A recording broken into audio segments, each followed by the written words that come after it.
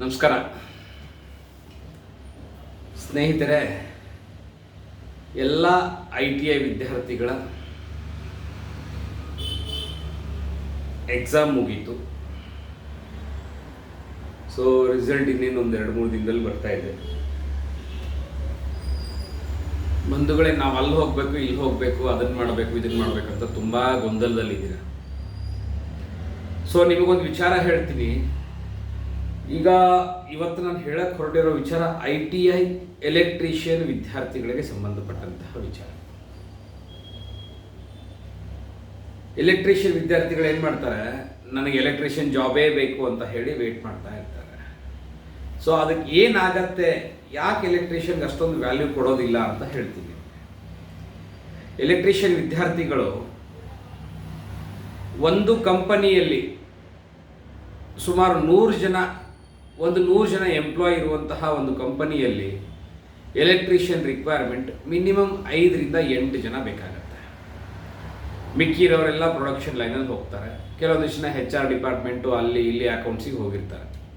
Total ಎಂಪ್ಲಾಯ್ಮೆಂಟಲ್ಲಿ ಹೇಳ್ತಿರೋದು ನಾನು.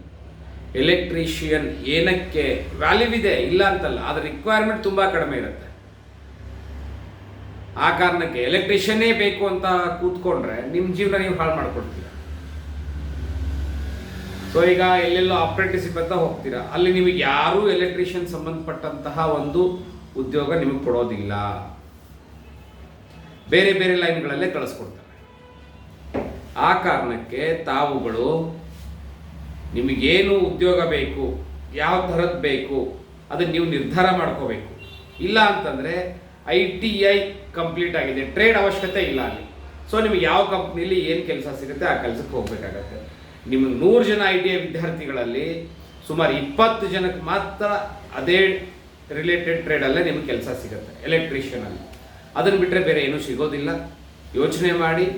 ನಾನು ನಿಮ್ಮ ಜೀವನವನ್ನು ರೂಪಿಸ್ಕೊಳ್ಳೋಕ್ಕೆ CNC ಮತ್ತು VNC ಮಷಿನ್ ಟ್ರೈನಿಂಗನ್ನು ಕೊಡ್ತಾ ಇದ್ದೇನೆ. ನೀವು ಅದನ್ನು ಕಲಿತರೂ ಕೂಡ ನಿಮ್ಮ ITI ಬೇಸ್ ಮೇಲೆ ನೀವು ಹೋಗ್ಬೋದು. ಮತ್ತು ಇನ್ನೊಂದು ಹೊಸದಾಗಿ ಈ ಕ್ರಷರ್ ಪ್ಲ್ಯಾಂಟ್ಗಳು, ಜಲ್ಲಿ ಕಲ್ಲು ಹೊಡೆಯುವಂತಹ ಒಂದು ಮಷಿನ್ ಮ್ಯಾನುಫ್ಯಾಕ್ಚರಿಂಗ್ ಯೂನಿಟ್, ಅಲ್ಲೂ ಕೂಡ ನಿಮಗೊಂದು ಉದ್ಯೋಗದ ಅವಕಾಶ ಕೊಡಬೇಕಂತ ನಿರ್ಧಾರ ಮಾಡಿದ್ದೇವೆ.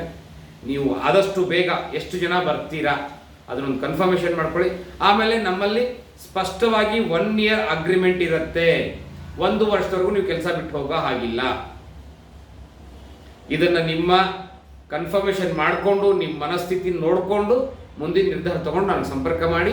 ನನ್ನ ವಿಡಿಯೋ ಮೇಲಿರುವಂತಹ ನನ್ನ ನಂಬರ್ಗೆ